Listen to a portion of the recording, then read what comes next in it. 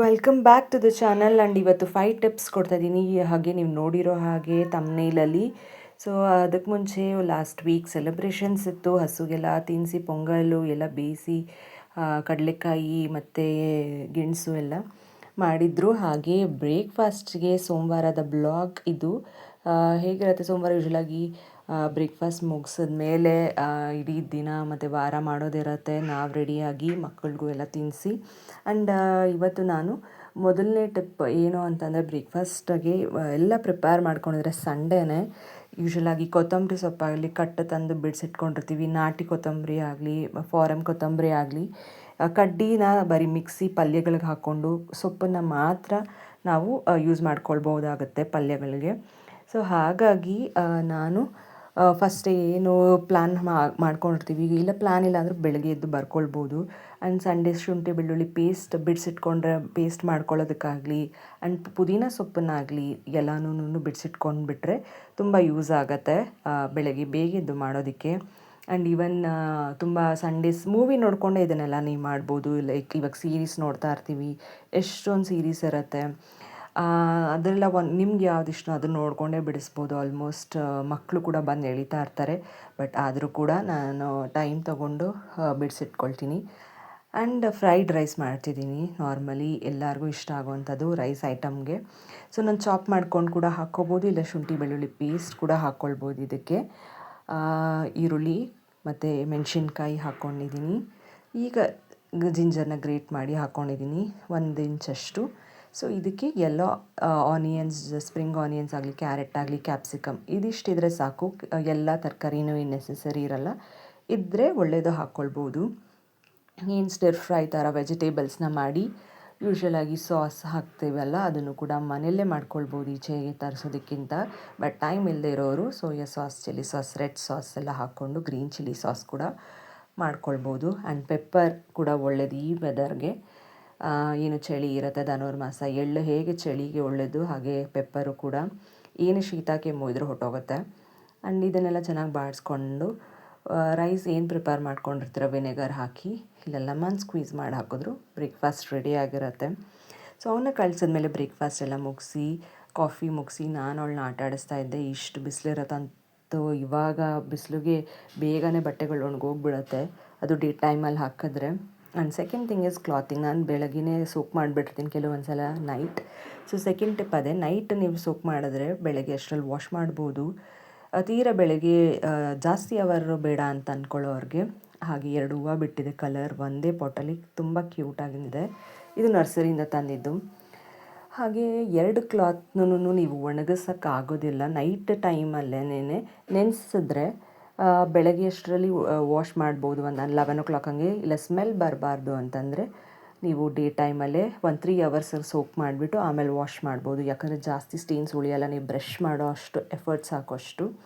And third tip ಬಂದು dry sheet. ನೀವು sheet ಈ ಥರ ಮೇಲ್ಗಡೆ ಶೀಟ್ ಹಾಕಿಸ್ಕೊಂಡ್ರೆ ನೀವು ಬಟ್ಟೆನ ಉಲ್ಟಾ ಹಾಕಿ ಕೂಡ ಒಣಗಿಸ್ಬೋದು. ಇಲ್ಲ ಅಂತಂದರೆ ನೀವು ಮೇಲ್ಗಡೆ ಒಂದು ಶೀಟ್ ಇದ್ದರೆ ಅದು ಬೆಸ್ಟ್. ಮಳೆಗಾಗಲಿ ತೀರ ತುಂಬಾ ಡ್ರೈ ಆಗೋಗ ಶೇಡ್ಸ್ಗೆ ಈ ಬಿಸಿಲಿಗೆ ತುಂಬಾ ಕಲರ್ ಫೇಡ್ ಆಗೋಗುತ್ತೆ. ಸೊ ಉಲ್ಟಾ ಹಾಕೋದು ಒಂದು ಟಿಪ್ ಆಯಿತು ಅಂದರೆ ಇನ್ನೊಂದು ಟಿಪ್ಪು ನೀವು ಈ ಥರ ಹಾಕ್ಸ್ಕೊಳ್ಬೋದು. ಡ್ರೈ ಶೇಡಲ್ಲೇ ಇರುತ್ತೆ ಮತ್ತು ಮಳೆ ಬಂದರೂ ಅದು ಅಲ್ಲೇ ಒಣಗಿರುತ್ತೆ.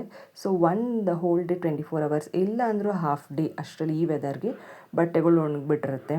ಆ್ಯಂಡ್ ಯೂಶ್ವಲಿ ಕೆಲ್ಸಕ್ಕೆ ಹೋಗೋರಿಗೆ ಎತ್ಕೊಂಡು ಬರೋಕ್ಕಾಗೋದಿಲ್ಲ, ಮಳೆ ಬಂದುಬಿಡುತ್ತೆ ಅನ್ನೋರು ಈ ಥರ ಹಾಕ್ಸ್ಕೊಂಡಿರ್ತಾರೆ ಆಬ್ವಿಯಸ್ಲಿ ಮೇಲ್ಗಡೆ ಒಂದು ಬಟ್ಟೆಗೆ ಅಂತಲೇ. ಸೊ ಈ ಥರ ಇದ್ದಾಗ ಡ್ರೈ ಶೇಡಲ್ಲಿ ಒಣಗಿಸೋದೇ ವಾಸಿ. ತೀರಾ ಕಷ್ಟಪಡೋರು, ಈಗ ಬಾಡಿಗೆ ಮನೇಲಿ ಇರೋರಿಗೆಲ್ಲ ಆಯಿತು ಅಂದರೆ ನಮ್ಗೆ ಆಪ್ಷನ್ ಇಲ್ಲ, ಇರೋದೇ ಇದು ಅಂದರೆ ಇದನ್ನು ಹಾಕ್ಸ್ಕೊಳ್ಳೋದು ಒಳ್ಳೆಯದು. ಇಲ್ಲ ಅಂದ್ರೂ ಉಲ್ಟಾ ಒಣಗಿ ಹಾಕಿದ್ರೆ ಅದು ಫೇಡ್ ಆಗೋದಿಲ್ಲ ಬಟ್ಟೆಗಳ ಕಲರು. ಹಾಗೆ ನನಗೆ ಹೆಲ್ಪ್ ಮಾಡ್ತಾ ಇದ್ದಾಳೆ ಅವಳು ಬಟ್ಟೆ ಒಣಗಾಕೋದಕ್ಕೆಲ್ಲ. ಸೊ ನಾನು ಅವಳು ಹೇಗೆ ಕೊಡ್ತಾಳೆ ಅಂತ ನಾನು ನೋಡೋದಕ್ಕೆ ಖುಷಿ ಆಗ್ತಿದೆ ವಿಡಿಯೋದಲ್ಲಿ. ಆ್ಯಂಡ್ ಯಾವಾಗಲೂ ಮಕ್ಕಳು ನಮ್ಮ ಜೊತೆನೇ ಇರ್ತಾರೆ.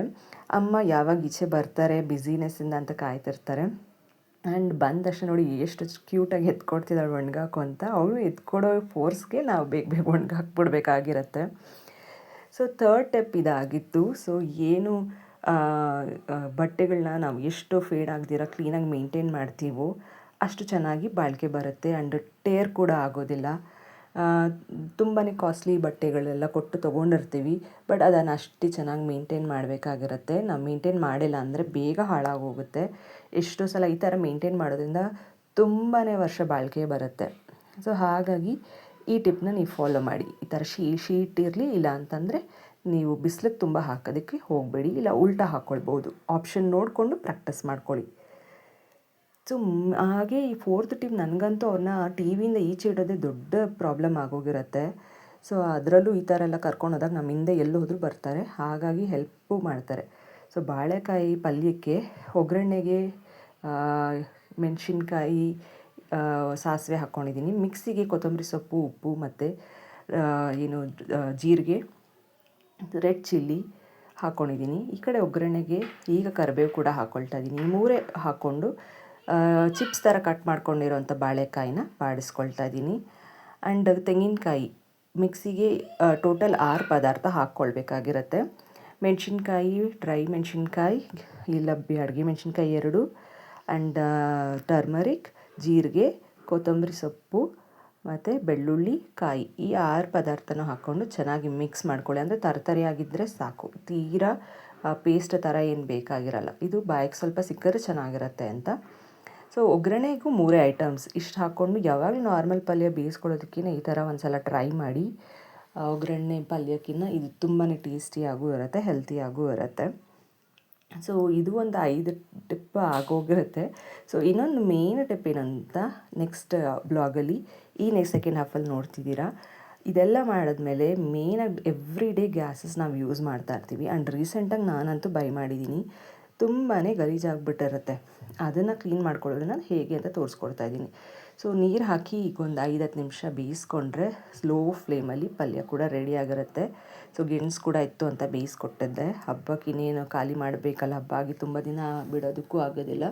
ಸೊ ಲಂಚ್ಗೆ ಸಾಂಬಾರಿತ್ತು, ಸೊ ಪ್ರಿಪೇರ್ ಮಾಡಿ ಸೋಮವಾರ ಕೊಡ್ತಾಯಿದ್ದೀನಿ. ಆ್ಯಂಡ್ ನಾನು ಇಲ್ಲಿ ಮೆಟ್ಲನ್ನೆಲ್ಲ ಏನು ಹಬ್ಬದ ದಿನ ಕ್ಲೀನ್ ಮಾಡಿದೆ. ಇವತ್ತು ವಾರ, ಸೋಮವಾರಕ್ಕೆ ಮೇಲಿಂದ ಏನು ತೊಳ್ಕೊಂಬಂದಿದೆ ಅದನ್ನು ಒರೆಸೇ ಇರಲಿಲ್ಲ. ಇವತ್ತು ಒಂದು ಡ್ರೈ ಕ್ಲಾತ್ ಇಟ್ಕೊಂಡು ಒರೆಸ್ಕೊಳ್ತಾ ಇದ್ದೀನಿ. ನಿಧಾನಕ್ಕೆ ಮಾಡಿಕೊಂಡ್ರೆ ಆಗುತ್ತೆ. ಆ್ಯಂಡ್ ಜಾಸ್ತಿ ಮಾಪ್ಸ್ ಯೂಸ್ ಮಾಡೋದಕ್ಕಿಂತ ವಯಸ್ಸಿದ್ದಾಗ ಈ ಥರ ಬಟ್ಟೆ ಈ ಮಕ್ಕಳದ್ದು ಹೇಗೂ ಇರುತ್ತೆ ದೊಡ್ಡೊಂದು, ಅದನ್ನೇ ಯೂಸ್ ಮಾಡಿಕೊಂಡು ಕ್ಲೀನ್ ಮಾಡ್ಕೊಂಡು ಬಿಡ್ತೀನಿ. ಧೂಳಂತೂ ಯಾಕಂದರೆ ಓಪನ್ ಟೆರೆಸ್ ಇರೋದ್ರಿಂದ ಬರ್ತಾನೆ ಇರುತ್ತೆ. So this is the best method ಅಂತ ನಿಧಾನಕ್ಕೆ ಸ್ಲೋ ಆಗಿ ಯೂಸ್ ಮಾಡ್ಕೊಳ್ತೀನಿ. ಸೊ ನೋಡಿ, ಇದು ಹೊಸ ಸ್ಟವು. ಅಡುಗೆ ಮಾಡಿದ್ರೆ ಈ ಥರ ಗಲೀಜಾಗಿಬಿಡುತ್ತೆ, ಬಿಟ್ಟರೆ ಫುಲ್ ಬ್ಲ್ಯಾಕೇ ಆಗಿಬಿಟ್ಟಿದೆ ನೋಡಿ ಇನ್ಸೈಡು. ಸೊ ಒಂದು ಮೇನ್ ಥಿಂಗ್ ಏನು ಅಂದರೆ 3 ಪದಾರ್ಥದಲ್ಲೇ ನಾವು ಒಂದು ಸೊಲ್ಯೂಷನ್ ಲಿಕ್ವಿಡ್ನ ತಯಾರು ಮಾಡ್ಕೊಳ್ಬೋದು. ನಾನು ಲೈಟಾಗಿರೋವಂಥ ಹ್ಯಾಂಡ್ ವಾಶ್, ಮೈಲ್ಡಾಗಿರೋ ಕೆಮಿಕಲ್ ಯೂಸ್ ಮಾಡೋವಂಥ ಹ್ಯಾಂಡ್ ವಾಶ್ ಯೂಸ್ ಮಾಡ್ಕೊಳ್ತಾ ಇದ್ದೀನಿ. ಇದಕ್ಕೆ 1-2-3 ಟೇಬಲ್ ಸ್ಪೂನ್ ಅಷ್ಟು ವಿನೇಗರ್ನ ಯೂಸ್ ಮಾಡಿ ಈ ಸೊಲ್ಯೂಷನ್ನ ಪ್ರಿಪೇರ್ ಮಾಡ್ತಾಯಿದ್ದೀನಿ. ಮತ್ತು ಇನ್ನೊಂದು ಥರ್ಡ್ ಇಂಗ್ರೀಡಿಯೆಂಟ್ ಬಂದು ಅಡುಗೆ ಸೋಡಾ.